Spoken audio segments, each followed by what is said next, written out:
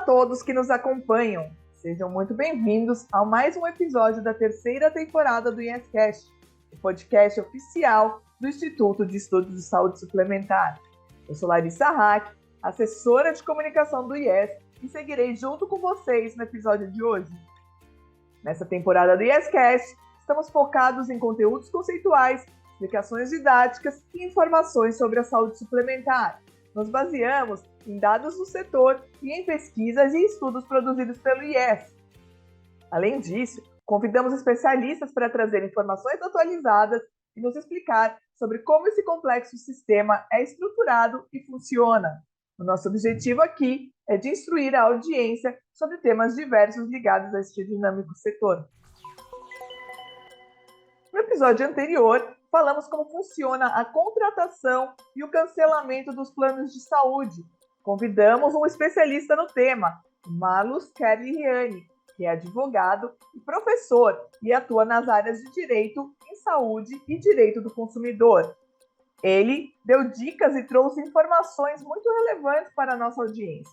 E neste episódio, seguimos com ele, mas agora vamos falar sobre direitos e deveres dos beneficiários e das operadoras de plano de saúde.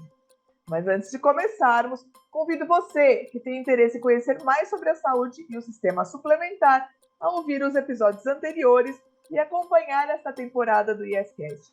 Peço também que, caso esteja acompanhando o nosso podcast pelo YouTube, deixe seu like, ative as notificações e também nos siga na sua plataforma de áudio preferida. Marlos, seja bem-vindo novamente ao IEScast.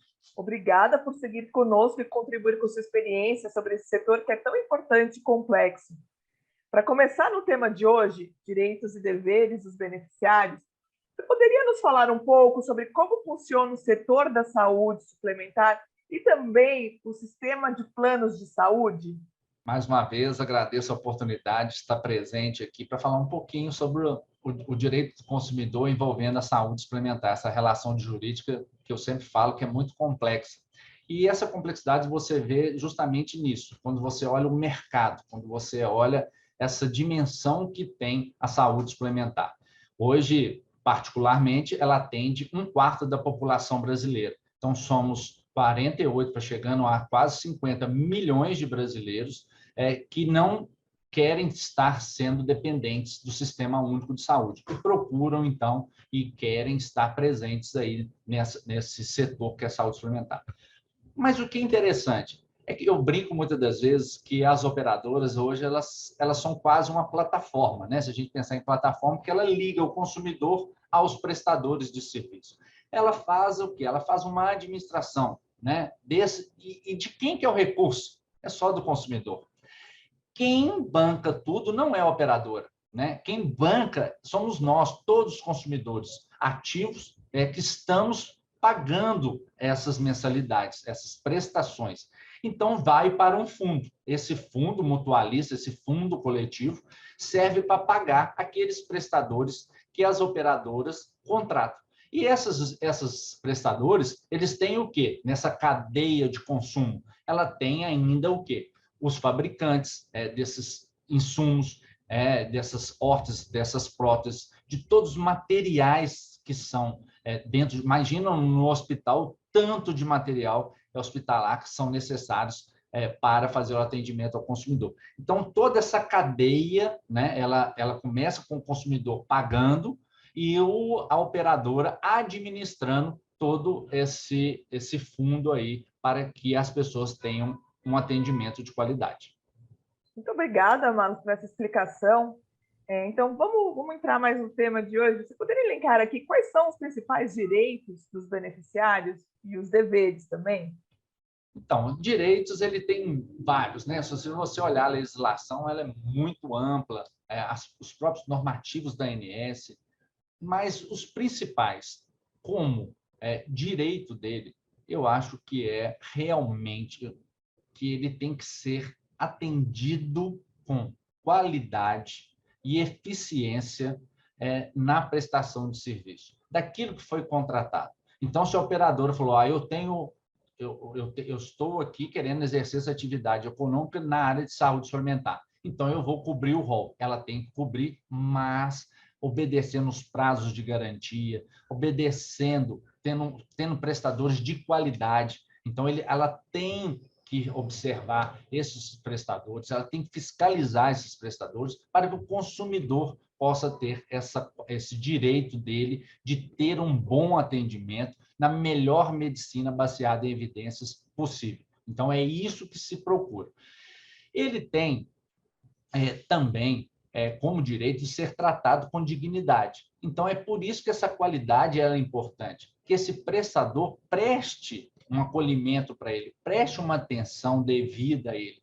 Tem que centrar o seu atendimento na pessoa humana, né? No seu direito humano. Então, isso é muito importante. Não tratar ele como um número qualquer, mas tratar ele como um ser humano que está fragilizado, seja fisicamente ou mentalmente, e que precisa de cuidados de saúde. Isso é muito importante. Agora, o grande dever, realmente, do consumidor, como eu disse inicialmente, é o de pagar a conta.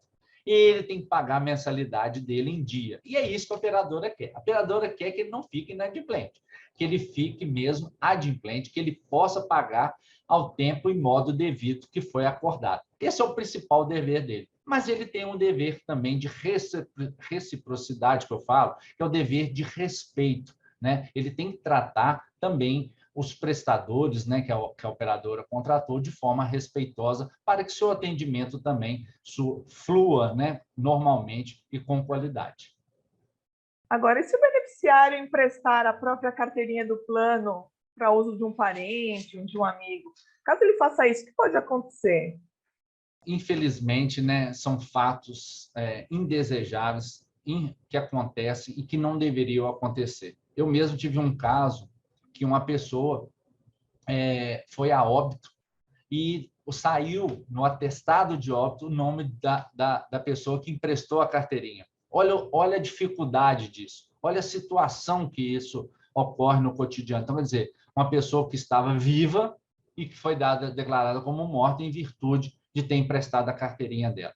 Então, isso aí é um crime, isso deve ser investigado, isso a gente tem que evitar a situação. Cada vez mais os prestadores têm que fazer um trabalho de atendimento para que isso não ocorra, mas, infelizmente, ainda são situações que estão no nosso cotidiano, mas que devem ser combatidas a qualquer custo, porque isso aí gera a fraude, e a fraude gera, então, a rescisão, o cancelamento unilateral pela operadora, e isso também deve ser levado até a efeitos criminais aí, para que essa pessoa tenha realmente repreensões dessas atitudes aí indesejadas.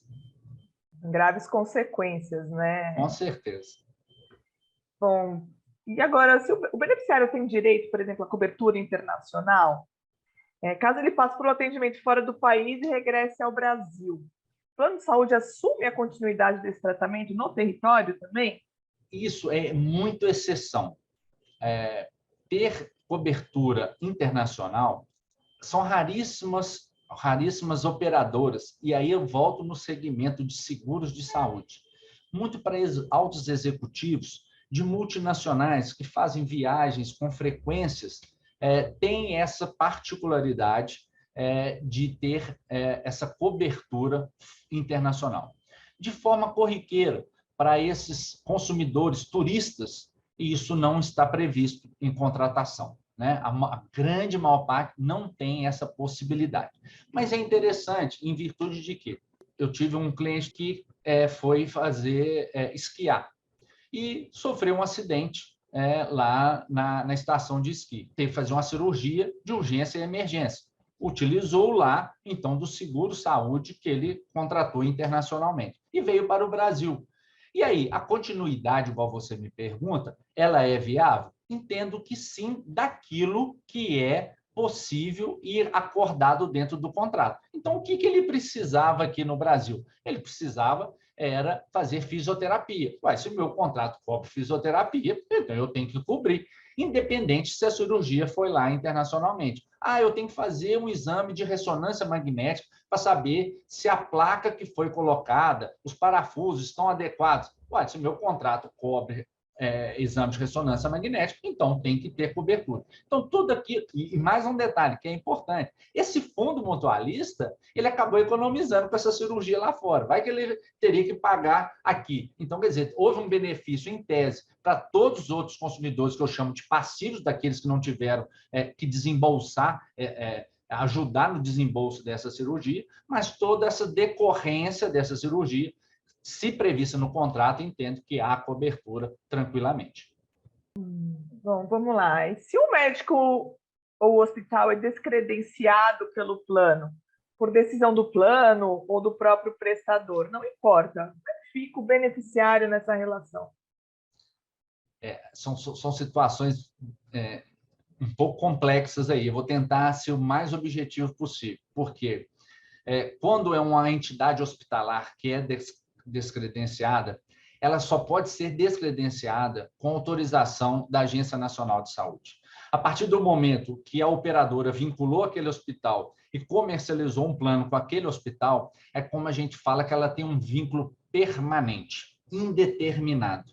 Só há algumas poucas exceções para fazer o que a gente chama de redimensionamento da rede, ou mesmo a exclusão ou a substituição dessa entidade hospitalar. A ANS ela vai olhar e vai verificar se a operadora ela tem um universo de hospitais e, baseado nos clientes deles, se ela consegue absorver esses outros hospitais que permaneceram, consegue absorver essa gama de clientes ou se é necessário fazer a substituição. É lógico que, se o prestador ele está não fazendo um atendimento adequado, aí tem outras situações de má prestação de serviço, essa situação também ela é relevante para que haja aí, então, a exclusão dele. Mas sempre lembrando, não pode unilateralmente a operadora excluir a entidade hospitalar. Diferentemente, como você disse, me perguntou, sobre o médico, questão complicada. Por quê? O médico, a operadora não precisa pedir autorização para fazer o descredenciamento dele da sua rede de prestadores. Só que há uma vinculação importante que é da confiança. Né? Você está fazendo um tratamento ali, você tem essa confiança com aquele médico. Como que quebra essa confiança? A operadora ela tem que garantir que ela tem médicos melhores ou capacitados como este para dar a continuidade desse tratamento. Então, na prática, no caso a caso, é uma questão complexa.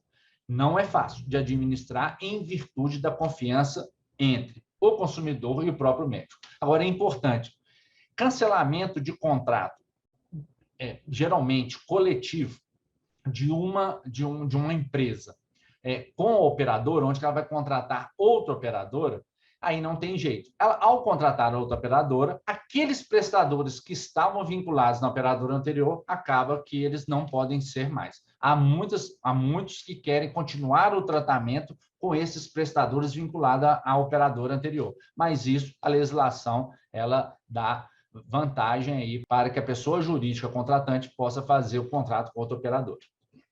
Ainda mais se o preço for mais atrativo para ela.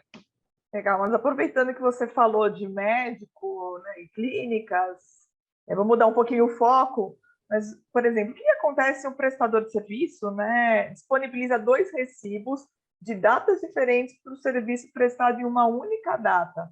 Essa prática já foi identificada para a requisição de 2 reembolsos, né? Isso pode. Como isso pode ser qualificado? E quais são as consequências no relacionamento entre a operadora e o beneficiário nessa situação?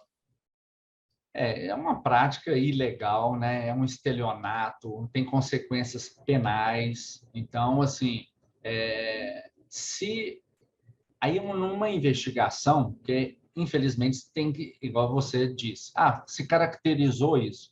Então, entendeu-se que houve o conluio entre o consumidor, porque ele acabou recebendo esses 2 recibos, sabendo que não era adequado isso, porque ele só teve um atendimento. Então, houve o conluio entre esse consumidor e o prestador que forneceu esses 2 recibos. Em virtude disso, então, caracteriza também a fraude. Caracterizando a fraude, Então, ele tem as consequências de ser excluído do plano, mas tem as consequências aí, mais uma vez, penais, porque isso é crime. E crime, as pessoas têm que pagar pelos crimes que cometem, né? Então, aí, o prestador ele vai ser descredenciado, o consumidor ele vai ser excluído do plano e ainda pode repercutir nas sanções penais para essas pessoas, físicas e jurídicas.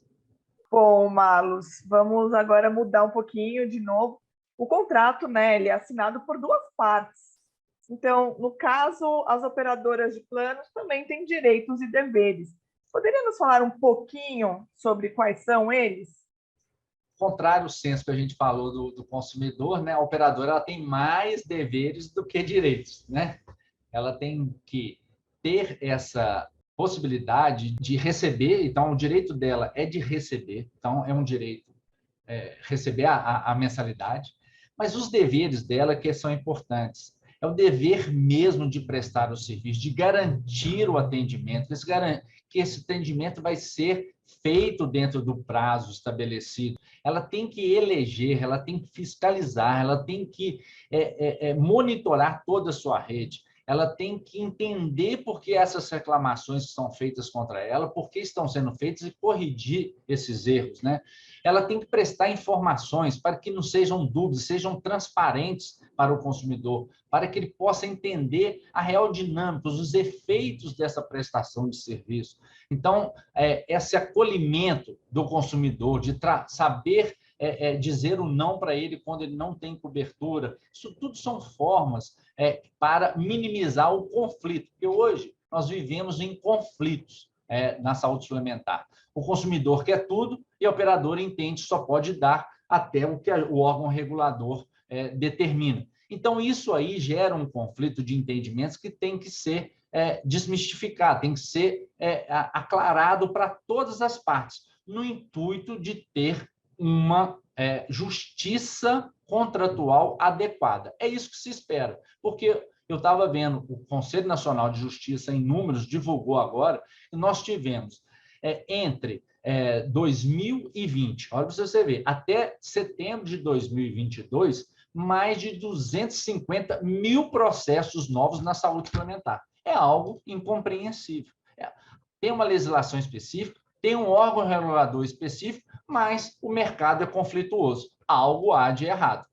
Não se estão se entendendo. E deve ter um diálogo despido aí de armaduras, despido mesmo de interesses, para achar um senso comum que seja salutar e mitigar essa judicialização. Bom, a gente viu aí realmente, né? Tem uma judicialização muito grande. É um sinal de que a relação entre o consumidor e a operadora, né, o beneficiário e a operadora, ele não vai bem. Então, se algo não vai bem nesse relacionamento, além da justiça, quem o beneficiário pode procurar? Onde ele pode ir? A quem ele deve recorrer? Eu sempre prezo que o consumidor ele tem que procurar a operadora sempre. Sempre é o seu parceiro contratual. Ele tem que buscar resolver aquela situação. Agora, se infelizmente ela não teve a capacidade ou mesmo deu a negativa, ele pode procurar os órgãos de defesa do consumidor. Nós temos PROCONs municipais, estaduais, né, espalhados aí pelo Brasil, que podem auxiliar na leitura desta reclamação. Nós temos os núcleos de atendimento da Agência Nacional de Saúde, então também é outro mecanismo que pode auxiliar esse consumidor nesse conflito, antes mesmo de entrar na justiça. O pior dos mundos é entrar na justiça, é você depender de uma decisão de um terceiro. O negócio é resolver. Mais uma vez, eu acho que as pessoas precisam, e aí os órgãos públicos precisam melhor de um diálogo melhor para que a gente possa determinar as regras. Porque hoje as decisões judiciais acabam dando uma conotação que tem-se o direito a tudo. E isso está sendo ruim. Então, as pessoas estão buscando o direito dela na justiça por um posicionamento judiciário que é conflituoso, olha que interessante, de um outro órgão estatal, que é o agente regulador específico e próprio técnico para essa relação jurídica de consumo. Eu acho que vai ter muita mudança ainda agora, né, com essas decisões em relação ao rol da ANS. Vamos aguardar, né? Teremos atualizações, né, nessa relação aí entre Sim. operador e beneficiário. Bom, Marlos, muito obrigada. Foi um prazer tê-lo conosco novamente. Nossa conversa foi muito esclarecedora. Eu gostaria de convidá-lo agora a fazer as suas considerações finais sobre esse tema. Além disso, pode nos dar dicas de onde o usuário pode encontrar e consultar informações, né, sobre os direitos e os deveres? Eu recomendo sempre o portal da ANS, lá tem o espaço do consumidor, é muito didático, né? Os órgãos de defesa do consumidor também disponibilizam cartilhas, né, ilustrativas, de fácil compreensão do consumidor sobre os seus direitos. Então, é importante que ele conheça isso, que ele visite essas páginas, que ele possa cada vez mais se informar para conhecer dos seus direitos, mas também dos seus deveres. O que, mais uma vez, eu peço, né, que eu busco sempre, que haja esse diálogo, um diálogo franco, aberto, entre todos, atores que estão neste complexo que é a saúde suplementar, para que nós possamos ter aí um período de mais tranquilidade e o que o Código de Defesa do Consumidor fala muito, harmonia nas relações de consumo. Então, nós temos que harmonizar essas relações e não trazer para o conflito. Eu agradeço mais uma vez a oportunidade de estar aqui com vocês nesse trabalho super legal desenvolvido pelo IES. Um abraço. Bom, chegamos ao fim de mais um episódio do IEScast, o podcast oficial do Instituto de Estudos de Saúde Suplementar. Nos próximos episódios, vamos continuar falando sobre temas relacionados a este complexo setor que é a saúde suplementar no Brasil. O IEScast tem novos episódios todas as terças e sextas-feiras e pode ser acompanhado na sua plataforma de áudio preferida e também no YouTube do IES. Muito obrigado a todos que nos ouviram e até o próximo episódio.